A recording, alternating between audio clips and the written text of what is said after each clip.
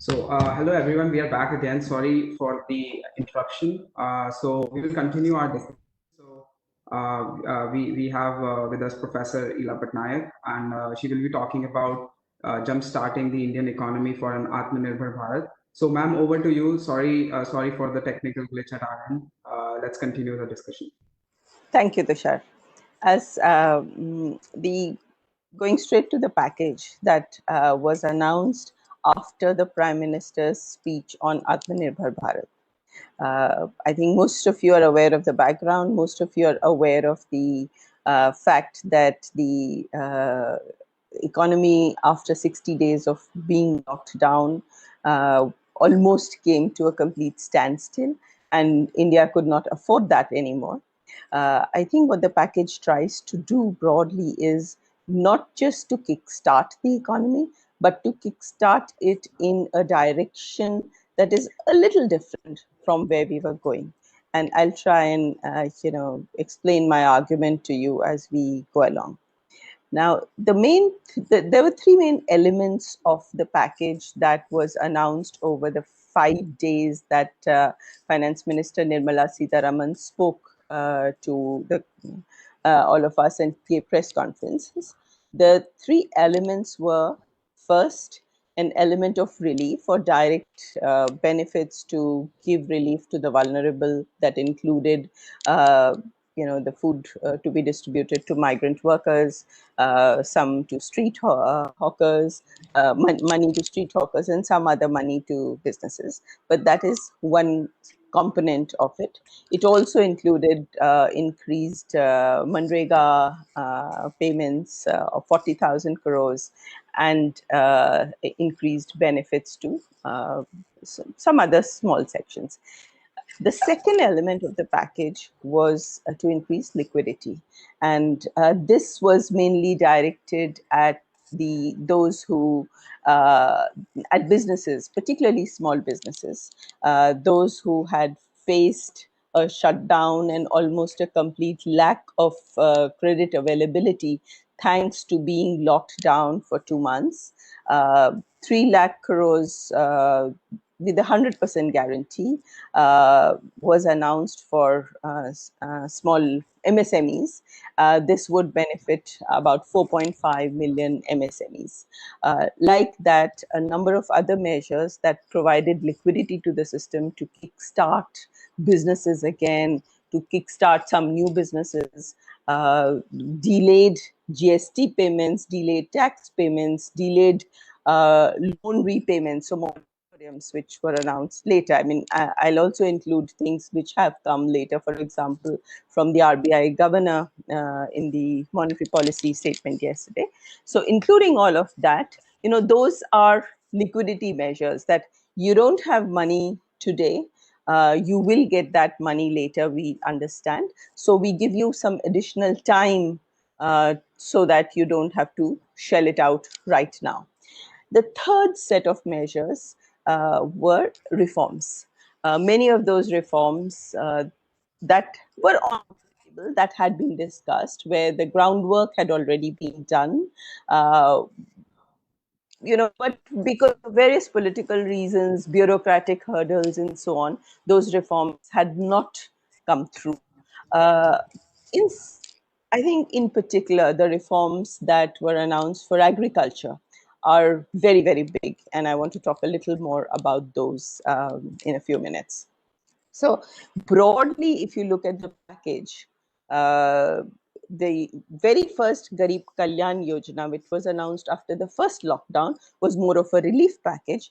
But the package that was announced after the Prime Minister's Aatmanirbhar Bharat speech, and since we are focusing on that, that was mainly not assuming that we are going to keep the economy locked down, not assuming that the government will keep borrowing and then doing handouts, because effectively, when the economy is locked down, there is no tax revenue, there's no uh, source of money coming to the government other than the government having to borrow. So effectively, that literally, the longer the lockdown, if government finances are literally borrowing money and redistributing them, giving them to others. So This second package does not really try to do that. It tries to revive the economy, both through providing liquidity and through economic reforms. Before we go ahead, people always say, you didn't do X. Okay. So, of course, you do something, you'll be criticized. You don't do it, you will be criticized. The airline industry will say, you didn't give us support. CII had been asking for 5% of GDP to be given as additional government spending. Uh, Everybody can, you can hear that, read that when you read newspapers. And I would say, particularly for those of you who are in the US, almost every economics professor of Indian origin who's in the US said, spend more, spend more, spend more. So I want to tackle that question of what did the government spend, and why I believe, and I have been saying this, that it did the right thing by not spending too much right away now in this package. Uh, the total amount of spending is roughly, by my calculations, between 2 to 3 lakh crores, whereas the size of the package is 20 lakh crore. This makes a lot of sense. First, because you didn't have the money. Think about, are we fine, Tushar? Can you hear me? Can you see me? Yeah, sure. Yeah, keep going. Okay, sorry, there's something I turned up. So, the size of the package is an additional fiscal spend this year of 2 to 3 lakh crores. The government announced an increase in its borrowing program from 7.8 lakh crores to 12 lakh crores. A lot of this was simply because you had no tax money coming in, you had no tax revenue coming in. Think about the month of March, when actually IIP contracted something like 16.7% or 16.3%. Imports contracted, exports contracted. In April, exports were down 60%. So this was a period when money was not coming in, and the additional expenditure was therefore going to be done by borrowing. So there was this additional borrowing program. In the budget, it had been estimated to be 7.8 lakh crores, and now it was increased to 12 lakh crore. Even if, as some, you might print money, 1 or 2%, you may print money. Even if you borrow from abroad, another 1 or 2% of GDP you borrow from abroad. But if you had done, instead of leveraging by, giving credit guarantees, instead of leveraging, if what you had done was an additional 20 lakh crores, it would have meant that the government would have borrowed way beyond what was going to be available in the domestic borrowing. Okay, so as all economic students here would know, it's an identity that if you increase the fiscal deficit, it's going to spill over onto a current account deficit. So you would have had, if you wanted to do an additional 5% increase in government borrowing, then consider this year when growth is going to be negative, when GDP, when incomes are going to grow very slowly. It might be that simply because people don't earn that much, they're not going to save that much. So if you're going to actually go and borrow more, keep the lockdown in place, spend a lot of it in the first 2 months, it would have been very risky, very prudent. You could have converted the current situation, made it much worse by converting it into a balance of payment crisis. So we did not have the fiscal space. And given that we had limited fiscal space, the strategy that was adopted, to me, seems to be sensible. It is also sensible because there are three huge unknowns. We don't know how much COVID will spread. We don't know if we have to do more lockdowns, or if the shortages of labor stay with us. We don't know how much the economy will be impacted. Most models are unable to actually give a good forecast. Some we try, but economists have this limitation of trying to use the past to predict the future, and nothing like this has ever happened before. And third, we don't know how much tax revenue will be collected during the year.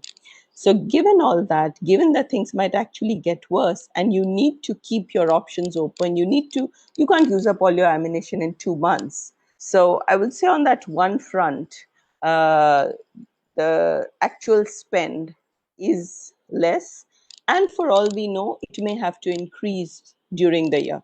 Something like, I would, if a demand stimulus needs to be given, if more money needs to be put in the pockets of people, I would prefer something like a GST cut, where instead of collecting the money and then spending it, you actually reduce the taxes you collect, and that leaves more money in the hands of people. The third thing I want to emphasize before, we can turn to question answers whenever you like, but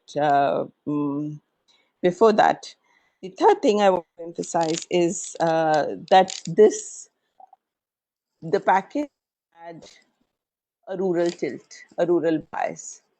If I go back to the 1991 package, the 1991 liberalization had a very industry bias. That is, what did it do? It removed the restrictions that had been put in the previous few years on industrial production, on imports. So it had on trade, on products of industry. So it had a bias where it liberalized one part of the economy. It failed to liberalize agriculture. Now, the second day, was it the second day? I think it was on the second day where finance minister announced the rural package. Yeah, where she announced the rural package. The most significant part of that was the last item, which was that 3 central laws would be brought in. Those 3 laws would actually liberalize Indian agriculture. Today, we have a situation where, though some states have been changing or suspending APMC laws.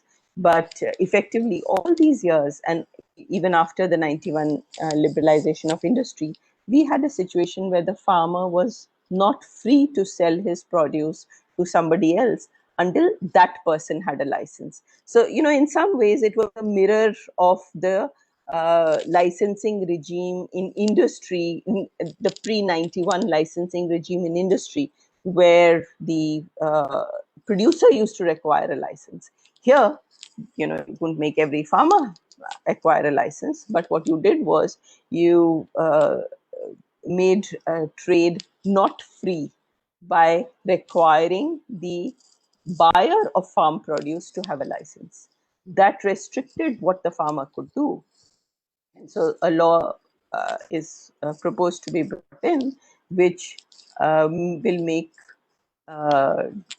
trade, the ability of the farmer to sell his produce free, along with contract farming. So just basically give the farmer freedom, give the farmer free to choose what he produces, to tie up with people, to get into a business, make farming a business. Along with that, a number of other steps have been proposed, which is to promote dairy farming, dairy fisheries, herbal farming, infrastructure, and so on.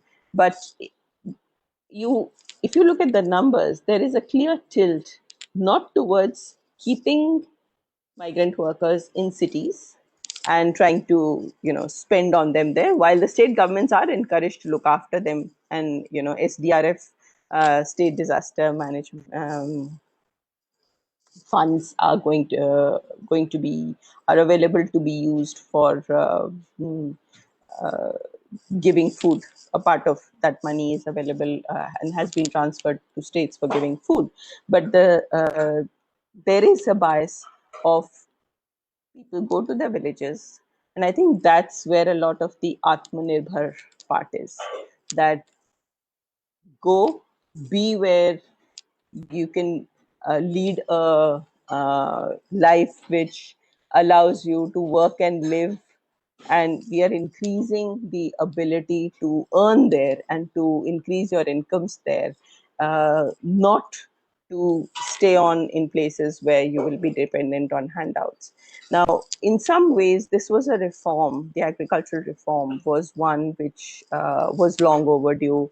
I mean, we've been talking about it. When I was in the ministry, the new government had just come in with the agenda of the manifesto. The BJP manifesto said we should have a national market for food, and that national market for food would have meant, again, some of these reforms. So I was very glad to see that those came in. I think we can talk about other reforms. I mean, I could otherwise just go on, and it seems like a monologue. So I can take questions and, can intervene with other reforms later, talk about other reforms later. Thank you, ma'am, for that. So with this, I think we'll move on to the question and answers. And so first, okay, everyone, please just don't forget to introduce yourselves a little bit, and then you can proceed to asking your questions. So first we have Omkar Joshi. Thank you, Shoni. Thank you, Professor Patnaik, for being with us today and sort of talking about this emerging situation. I'm Omkar Joshi from University of Maryland, College Park. I'm doing my PhD in sociology, but my previous hat was that of an economist, so I was working with National Council of Applied Economic Research. So my question is pertaining to you mentioned about the stimulus, and there is a lot of talk going around about the expansionary kind of a fiscal policy whereby you're asked to give money to people, provide all the things. And my question is, as a professor of economics whose expertise is on fiscal policy, where do you see sort of space of these kind of expansionary measures? That's one question. And a follow-up to that would be is, given that we have sort of a FRBMA kind of a framework, which is sort of for now, we have put a pause on it using the escape clause. How do you see we going back to that kind of fiscal management rules? Thank you. In terms of fiscal space, I think India had already very limited fiscal space for the package. In fact, even when people started talking about a large fiscal package before the PM's announcement, uh, I was really worried. I thought, oh dear, what if they actually start spending a lot and come under this pressure of, I think CII, and then I do remember reading Pranab Bardhan and a lot of the other very top economists all saying spend more, spend more, spend more. My concern was we are already at, while the government has said 3.5%, but if you take the off-budget borrowings, then we are already at 5.5 or so. Not clear whether it was 5 or 6, but something, let's say, an average of 5.5. And for me, the concern is not just about FRBM. Okay, so while I'm absolutely concerned that we should stick to what we can, but this time it's not just FRBM. I think more about borrowing too much from abroad. So effectively, where do you borrow from? You can either borrow from domestically, which means we put our money into banks and then the banks buy government bonds, banks, LIC, and so on. We might, during the lockdown, it might look like deposits with banks increase because people are not able to go out and spend. But I think that's a temporary thing. I don't think that that's something that will go on for the whole year. My concern is that even this 12 lakh crore borrowing that the government is going to do this year. So they did announce, go from 7.8 to 12. But I think that even this 12 lakh crore is First, of course, I think it will be greater. It won't just be the 12 lakh, but that more will be announced when the time comes. But you're not going to have a lot of domestic savings in rupee terms, much more if incomes are going to fall. If GDP is going to contract, which by now even the RBI governor has said that, yeah, we also think GDP is going to contract. So then where do you get the money from? Which effectively means you borrow from abroad. You can print a little 1 or 2%, but then you effectively borrow from abroad. And as long as our current deficit is about less than 3% of GDP, till then I think everybody is comfortable. The moment it is higher, then what happens is that if there is any additional shock abroad, money flies out. Money flies out like it did at the time of the taper tantrum. When it flies out, there's pressure on the rupee. Appreciate. RBI steps in, starts hiking interest rates because they have this thing of we have to defend the rupee, whatever the cost to the domestic economy, and they start hiking interest rates. And I've seen, in the last 20 years of my working and following RBI, I've seen that happen again and again and again. So that becomes my fear, and it really messes up the economy because when you hike interest rates in the midst of a recession, so things are bad when money flies out. Money doesn't fly out when things are good. So already things are bad. And then, to try to defend the rupee, you hike rates or you tighten liquidity, which is the same thing. So that's my long answer.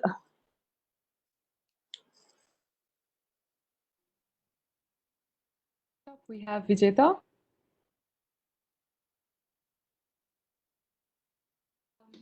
Hello, ma'am. This is Vijeta. I'm a MA Economics student from Azim Premji University in Karnataka. So actually, I had a follow-up question of sorts. Since the RBI has reduced interest rates, is there more scope in for using monetary policy tools? And can we go negative like in the US? And essentially, what should be the balance or the fine tune between the monetary policy and the fiscal policy tools that we use? Since, as you mentioned, that this is not just a economic package, a relief economic package for Corona, but Aatmanirbhar Bharat package for jump starting the economy. So that was my question. Okay, so I think first, monetary policy is a better tool at the moment than fiscal policy because a lot of what is being faced is liquidity issues. So there are businesses which were very viable, very functioning, all was fine. And then because of the lockdown, if they, let's say they paid out wages, they had costs, they had inventories piled up, or that they have to repay loans, they have costs. So there is a liquidity issue. It's not so much of a solvency issue, at least not yet. If we are going to open up and get the economy back on track, then hopefully we are going to avoid the liquidity issue from becoming a solvency issue. Given that it is a liquidity issue, the better policy in this situation for us would be monetary policy. In our situation, we are seeing not just India, but a lot of countries go down that path. And what is being done is to give sovereign guarantees to credit. So give credit guarantees. So you say that I'll cover up for the first 20%.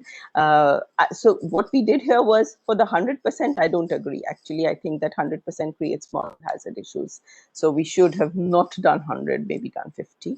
But that's what we've also tried to do. I think the other aspect is also that we have very limited fiscal space. So given the limited fiscal space, as I was answering the previous questions, I'm not going to repeat that, but given the limited fiscal space, what policy can you do?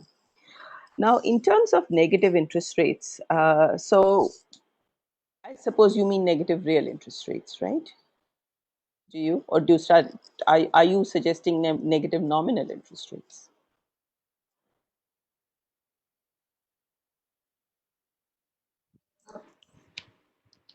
I suppose the real interest rate. Okay, so where are we today? Okay, so you can ask question. It's an exam. Where are we today? Online Okay, exam. well, you're asking me about what the rate should be. So I think I have a right to ask you, where are we today? If you have a repo rate of 4 and an inflation target of 4, whereas actual inflation of 5.5, what is your real interest rate today? Does that answer the question? That effectively you don't really have a positive real interest rate today. So if your inflation goes down to 0, then you could be talking of a 0, or you're talking of Japan, where you're talking of negative real interest rates, or other countries which have deflation. Okay, there even the nominal interest rates goes negative, right? Yeah, but if you have non-zero inflation, then your nominal interest rates doesn't go negative. You already have pretty much. I mean, you're almost at, if the expected rate is equal to the current rate or equal to the inflation target, then you're pretty much there. Okay, so that's what I would say. All right. So I guess we now have.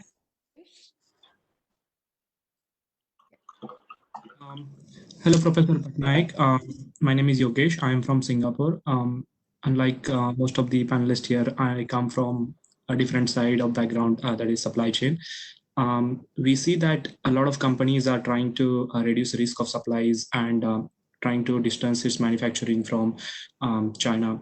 So my question on those lines is, India definitely has a stiff competition in the subcontinent from countries like Bangladesh, Vietnam, Indonesia, and other countries around Southeast Asia. So what India's state governments could do better to attract more foreign companies and investment post-COVID-19 scenario? Thank you. So I think both the central and state government have a role to play here.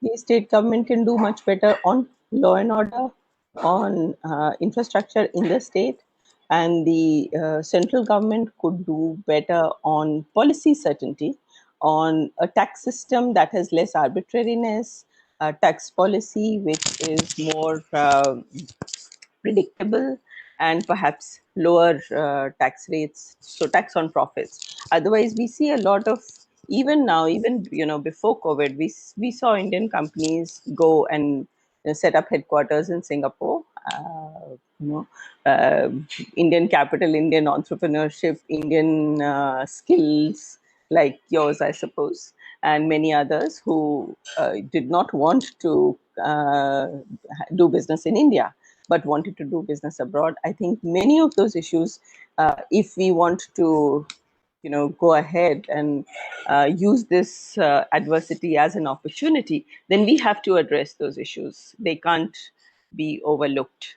And those are a range of issues, from infrastructure to policy certainties to taxation. And for state governments, I just feel that law and order is a big issue. So if you look across states, then which are the states where you FDI compared to the others? So the states with bad law and order don't get more FDI. They lag behind. So on that one issue, which is clearly a state government, it's under state governments, they can certainly do better. Sure. Thank you, ma'am. All right. So now we have someone again from an economics background, and that's Nikita. Good evening, ma'am. Yeah, my name is Nikita. I'm a Masters of Economics student from IFT. So, ma'am, my question was related to. So, I agree that infrastructure and logistics is a great initiative from a long-term perspective, which will address some of the bottlenecks which are there in the existing currently in the Indian agriculture system, especially amending the ECA rules and then the APMC acts and making enabling farmers to have more freedom to sell their produce. But ma'am, do you think how's this package also taking care of the immediate short-term needs of the farmers, especially the small farmers, and the transportational costs that they're bearing right now are really high? So you think that some kind of direct transfer would have been beneficial in this case for the immediate, to address the immediate short-term challenges? No, in fact, direct transfers are being made. I was surprised when the first Garib Kalyan package was announced, because I thought that's going to hit, when the lockdown was first announced and then a package was announced. In fact, I felt that how are farmers that affected? Okay, whereas one of the first things that was done was a direct transfer to farmers. So that is already, I think, very much there. So I'm not, in fact, given the way things are, I would say that I don't think that more additional direct transfers to farmers is the way out. In fact, you're going to now have a lot of migrant workers going back to villages. Many of them may stay there, many of them may not stay there, and they are often landless. They are from families that, the roughly 30-40% families in rural India who don't have land. So you don't want to just do direct transfers to them. In fact, what you're doing, and maybe you'll need to do more of Manrega, but that's what you're doing. You're trying to absorb that labor and get that labor some income. So, you all, as I earlier also said, money is not infinite. So there are always trade-offs, and there are always, you have to make decisions. Do I spend it here or do I spend it there? And everyone can say give everyone more, but that's not feasible. Okay.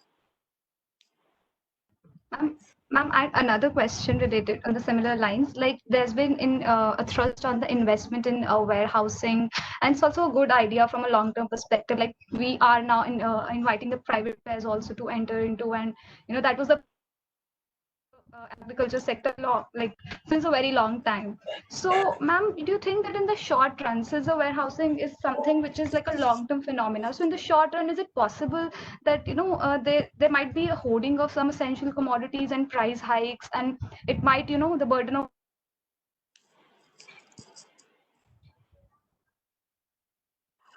Uh, I don't. I hope not, but I don't think that that is such a big fear, because of presently, while yes, some things may be in shortage, but overall demand is suppressed. So, for example, if you read today's news, onion and potato prices in Azadpur Mandi have crashed. So this is not a time when that is happening. And in fact, I was very glad to see the Essential Commodities Act go, so that even if someone does hoard, it is not that you're destroying the entire sector for a few bad people. So even if that happens for some time, I think market will actually, solve that problem very fast. In fact, if prices rise, then in agriculture, it doesn't take more than another crop, so a year or so, to increase supply. So that, in fact, brings the market system into it. And if somebody holds, then in a way, that person is smoothing supply. So fortunately, thanks to whoever, the traders who are so-called holders and black marketeers, but or speculators, if they are holding some of the onions then throughout the year and releasing them slowly so that they get a better price for it, the farmer gains, the consumer gains, because I don't want to eat all my onions in April. I want to spread it out. So he's performing a service. So don't worry too much about this. That's what I would say. Thank you so much, ma'am. Right, so next up we can have Parth.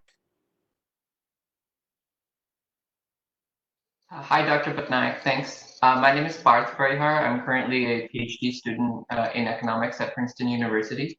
I wanted to continue the conversation around the emphasis on rural India through the package. There's also some speculation that at least a good fraction of the laborers who went back to villages may be loath to return back to the cities.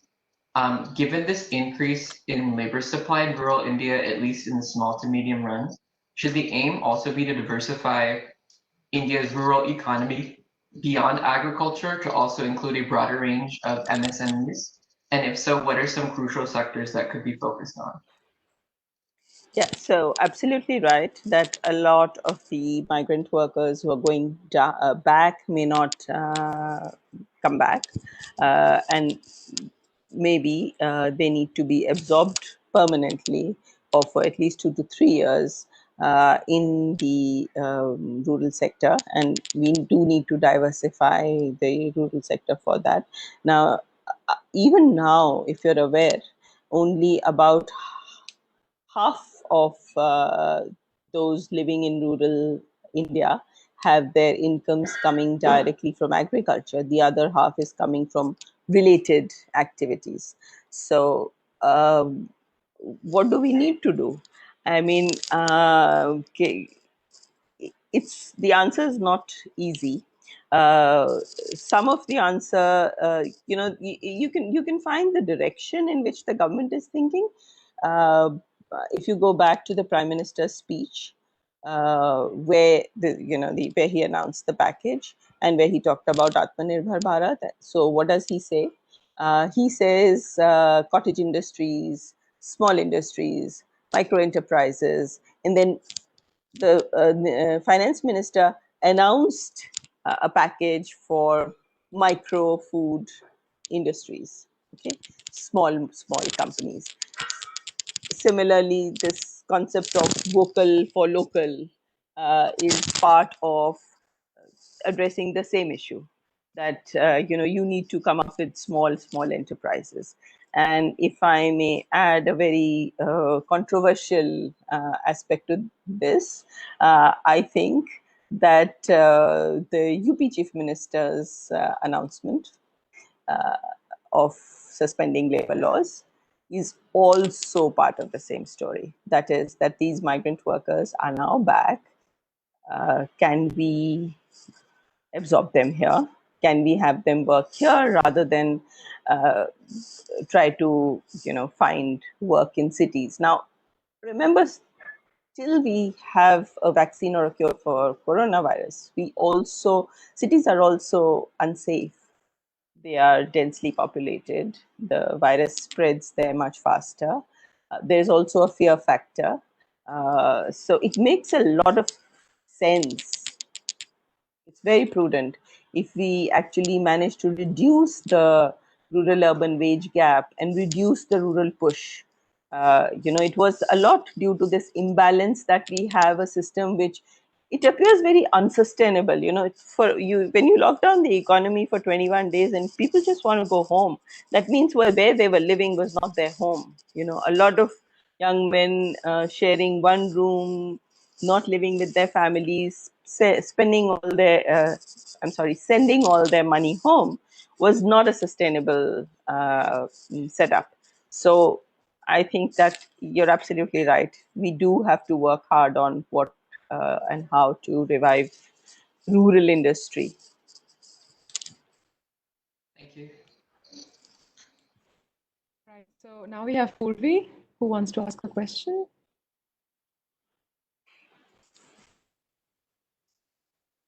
Purvi, are you there?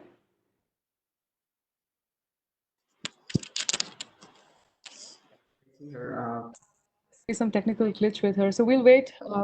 She there? I can go ahead. Ma'am, I want to kind of move the discussion from and discussion towards something more urban. And I mean, I am an engineer. I did study economics in my high school grade because my dad was a economics teacher. But then physics happened to my life, and I ended up in engineering. So what I don't understand yet is that the finance minister announced that the foreign direct investments in defense and space sector will be ramping up. I think they plan to ramp, especially for defense sector, from 40 to 70, 75%. At the same time, there is a whole push for developing indigenous technologies.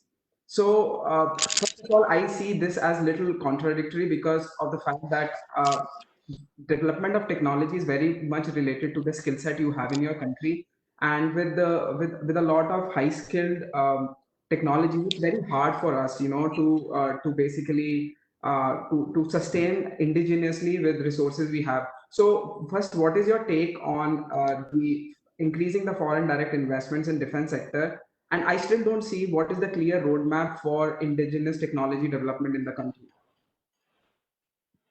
So I think from 49 to 74, wherever it happens. So I don't follow defense particularly. I don't follow the sector very carefully. So I won't, have the all the answers to your question in terms of which companies have come in at 49. But typically, what I've seen in other sectors is that when investment gets a limit cap gets raised for FDI from 49 to 74, it is when you're not getting the investment that you want, because at 49 the foreigner loses control. So 51 is the domestic partner and 49 is the foreigner, so he typically doesn't come in. I mean, we see that in insurance, we see that. So I've been watching as FDI limits have been increasing. So I guess you'll know better whether we were getting the investment we wanted at 49 or not. Okay. Now on indigenous technology, there has been, as attempts to develop indigenous technology. What surprised me a little, should say, is the ban on Ministry of Finance puts a ban on Ministry of Defense. Yeah. And says that this is approved by Department of Military Affairs. Now, why do you need a ban? So this is internal matters of the government. So I don't really understand it too well. But just as a layperson, because this is not an economist job, but just as a layperson, I would think that the army would buy, or the armed forces would buy what they need. And by imposing a ban, would you be asking them to compromise on certain standards? Because otherwise, why would you need a ban? We've had this Make in India for quite a while, and there is a clear push to do indigenous technology. And if they're still choosing not to do indigenous but to buy, why should it come from the Ministry of Finance imposing it? So I don't know. Do you think, like, a very straightforward question, how successful Make in India has been? Because there was a huge branding and a huge push by Prime Minister, but do you think the idea was actually converted into execution, and do we have any tangible benefits out of it as of now? So I felt that the kind of reforms that were needed to actually make that vision come true. Make in India is like a vision or a dream and an aspiration that we would like to make in India. But there are many hurdles along the way. And even though we tried to do better on ease of doing business, but my sense was what we did not do too well was on providing policy certainty, was on reducing the arbitrary powers of the tax administration. So, the bureaucratic hurdles that we have, and the power of the bureaucracy in many ways, particularly that in some cases, the RBI, which imposes capital controls, or the tax administration, ultimately did not solve all those problems fully to make that aspiration and dream come true so far. What I'm hoping is that now there is an additional opportunity with firms wanting to move out from China.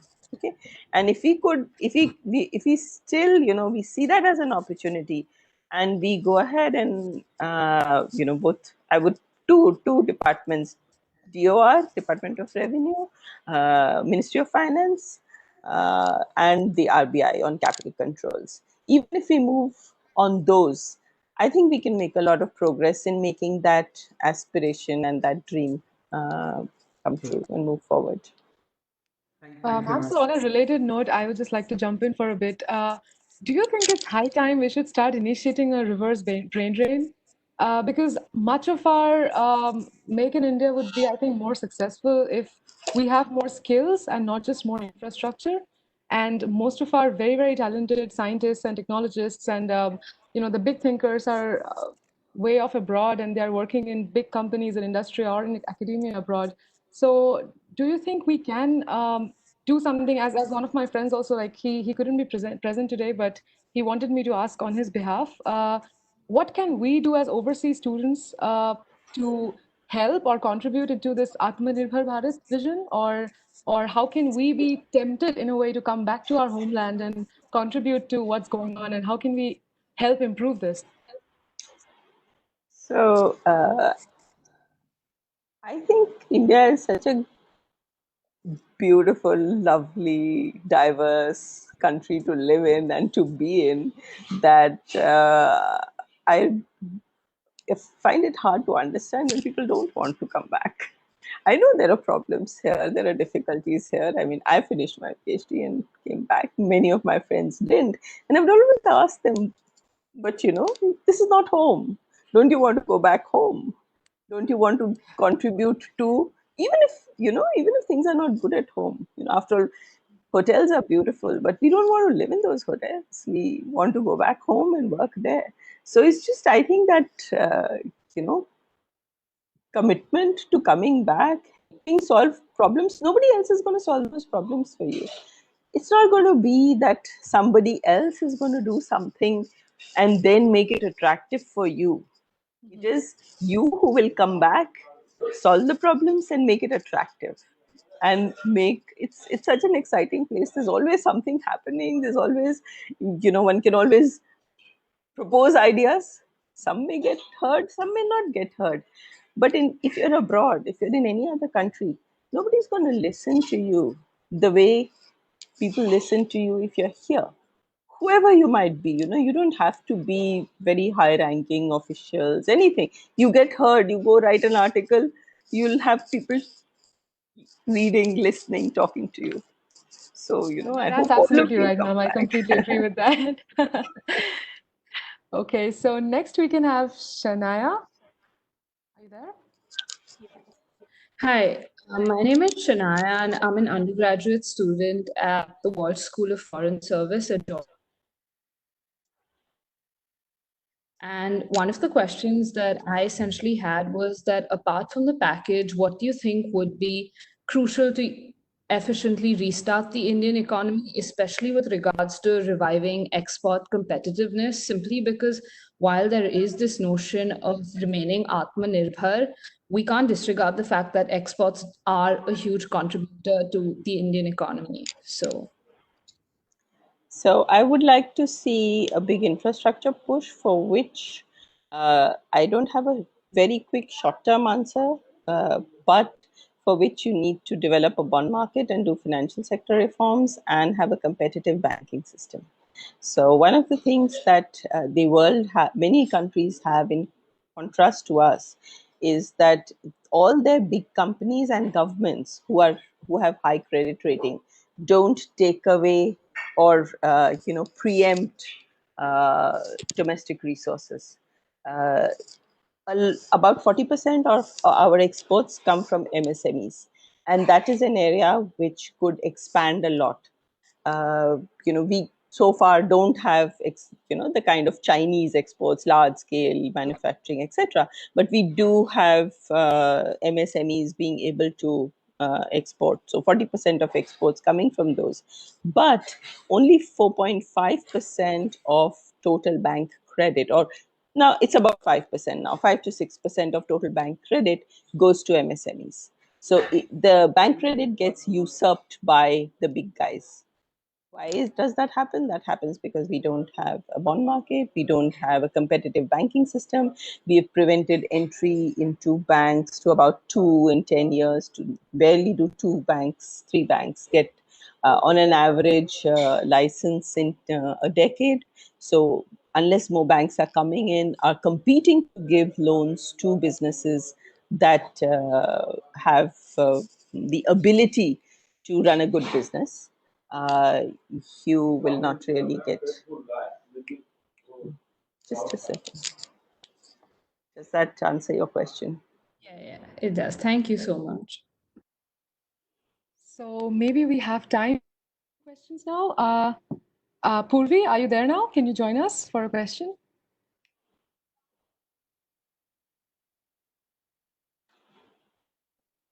I guess she's facing bandwidth issues. She just messaged me that. Anyway, we'll move on to Arya, I guess. Arya, are you there? Yes, I'm here. Okay. Yeah, Purvi. Okay. Hello, ma'am. I'm pursuing my graduation final year in economics honors along with journalism as advanced diploma from Banaras Hindu University. So my question is to you is that migrant workers have been among the worst affected during this pandemic. These workers, often from Uttar Pradesh and Bihar, are now migrating back. These workers are from backward, isolated regions with limited opportunities and are neglected by state government. How Aatmanirbhar Bharat will help them to revive and get resources? Could you please comment on the idea of physical federalism? Is it the state prerogative or the centers? That's my question. So I think both center and states have to work together. And we're actually seeing that happen. If you look at whether it is, let us first say, the issue of migrant workers is something that it's very tragic. Could it have been avoided?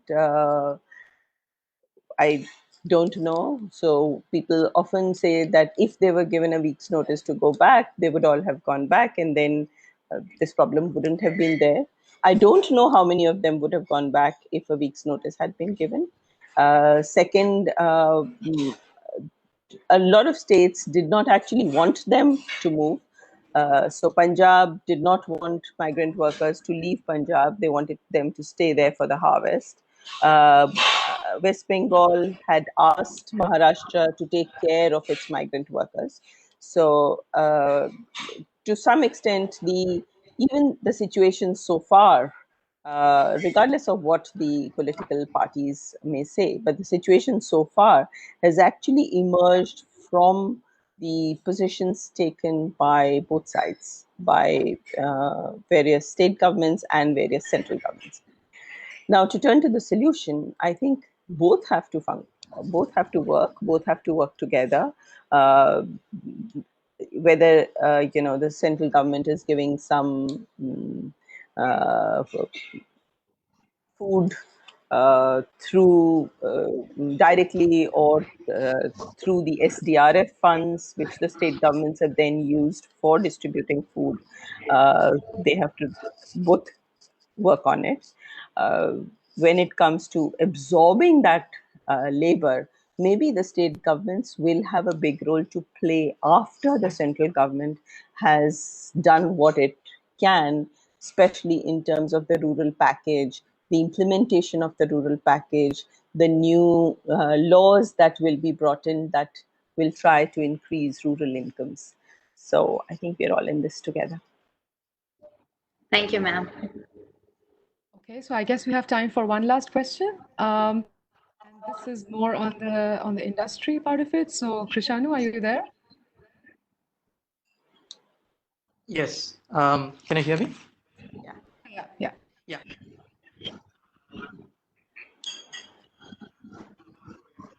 I am doing my PhD in physics from the University of Cambridge. I had a question about the package in the sense that a lot has been talked about regarding governments, both the central and the state governments did in terms of balancing the demand side and the supply side problem in this pandemic. But I was wondering that a few months ago during the budget, there has been a huge slash in the corporate tax for the businesses. And so in this pandemic, could we encourage the businesses to spend not only in developing their own companies, but also helping in other sectors? What I mean is that all the businesses have their corporate social responsibilities, but in this unfortunate times, they could convert this into something like COVID services instead of social responsibility. Well, that's an idea, and maybe you could, flesh out the idea and send your details across or write about it, because I'm sure that that's something that is needed, and looking towards how to solve issues with particularly the CSR fund of 2%. If it can be used better for helping the country in this time of crisis, would be very useful. So, I mean, I really think that that's a very good idea, and you should flesh it out and write about it. In fact, we have a call tomorrow with some people from Niti Aayog, so it will be good to pitch them up as well, what Krishanu mentioned. I guess that's about it for today. Thank you. And thank you very much, ma'am, once again for joining us today. And we'll have a lot of more clarity now. Explain to us in detail a lot of things about the economic package that was announced just a few days ago. And yeah, we'll keep doing more such interactions in this series with many more powerful superheroes of India. And thank you once again for joining, and thank you everyone for your questions and for the very good discussion. And yeah, I guess that's all for today. Thanks. Bye. Thanks. Thank you. Bye. Thank you. Bye. Thank you.